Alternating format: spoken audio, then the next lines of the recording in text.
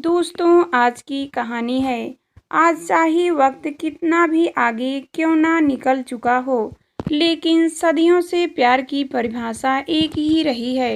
वो है सभी दुनिया की बनाए झूठे दायरों और मजहम की दीवारों को तोड़कर इंसान की रूह में उतरना। इतिहास में न जाने ऐसी कितनी ही प्रेम कहानियां हैं जिन्हें आज भी पढ़कर लगता है कि जाने वो कैसे लोग थे जिन्होंने उस वक्त में समाज या दुनिया की परवाह न करते हुए सिर्फ अपने प्यार को ही चुना। वही आजकल के प्यार करने वाले अपने छोटे छोटे फायदों को देखकर प्यार करते हैं।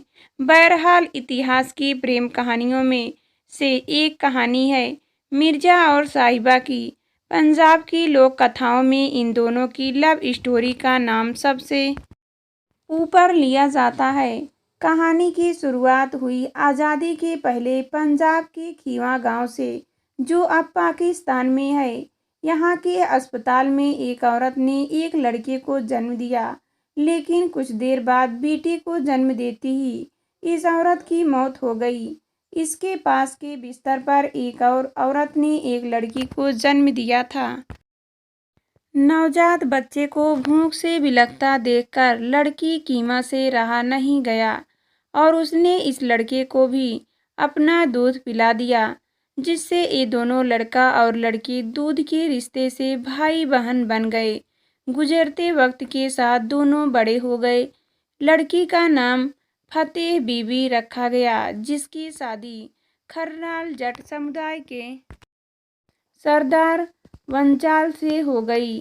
दूसरी तरफ लड़की का नाम खेवा खान रखा गया, जो सियाल जट समुदाय का राजा बना।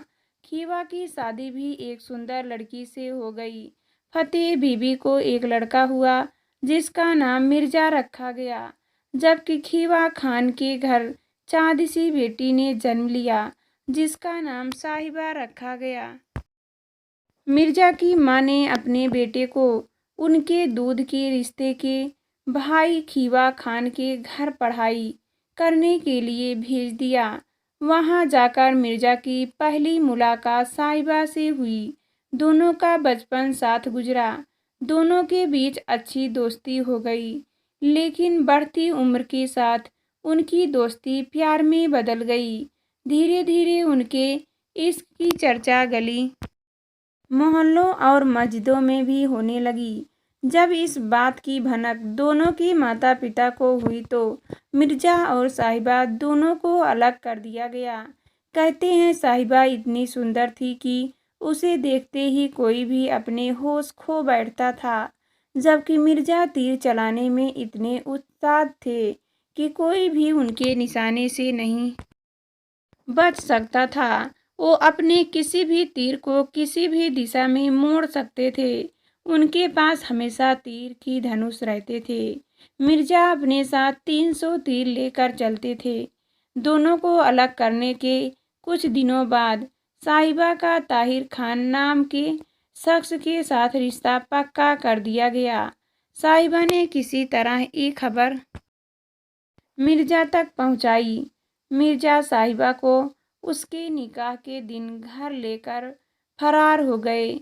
दोनों भागते भागते इतना थक गए कि पेड़ के नीचे बैठकर कुछ पल आराम करने लगे। साहिबा के भाई और होने वाला पति दोनों को मरने के इरादे से पीछा करते हुए उन तक पहुंच गए। इस दौरान मिर्जा थककर इतना चूर हो चुके थे कि वो सो गए। साहिबा ने सोचा कि जब मेरे भाई आएंगे तो यहाँ खूनी खेल चालू हो जाएगा, इसलिए साहिबा ने मिर्जा के 300 तीर तोड़ डाले। शायद ऐसा करने के पीछे भाइयों के लिए साहिबा के दिल में गहरा प्यार था। वही कुछ लोगों का ये भी मानना है कि मिर्जा को अपने निशाने पर इतना यकीन था कि उसने भागने का इरादा छोड़कर सबको मारने की ठान रखी थी। इसलिए साहिबा को लगा कि अगर वह उनके 300 तीर तोड़ देगी तो शायद इस खूनी जंग से बचकर मिर्जा उस गांव से निकलने को तैयार हो जाए। इन सब बातों के दौरान साहिबा के भाई उनके पास पहुंच गए और दोनों को मारने के लिए अपने अपने तीर निकाल लिए। भाइयों का पहला तीर साहिबा को लगा। अपने प्यार की चीख सुनकर मिर्जा की आंख खुल गई। ये देखकर जैसे ही मिर्जा ने अपना धनुष उठाया तो उनकी नज़र अपने 300 टूटे हुए तीरों पर गई। उन्हें समझते हुए देर नहीं लगी कि साहिबा ने ऐसा क्यों किया है। कुछ लोग इसे साहिबा के धोखे से भी जोड़कर देखते हैं। कहते हैं साहिबा मिर्जा से इतना प्यार करती थी कि जब भी कोई तीर मिर्जा के पास आता तो वो खुद बीच में आकर खुद पर वार ले लेती थी। इस तरह करीब 40-50 तीरों ने साहिबा को छलनी कर दिया। ऐसे में मिर्जा ने साहिबा से रोते हुए कहा, साथ जीने मरने की कसम खाई थी, क्या अकेले ही जाना चाहती हो? अपनी कसम को याद दिलाते ही साहिबा एक पल के लिए मिर्जा के सामने से हट गई और एक तीर सीधे मिर्जा के गले पर लगा। फिर तो अनगिनत तीरों ने दोनों के सीने को छलनी कर दिया और एक और प्रेम कहानी हमेशा के लिए गहरी नींद में सो गई।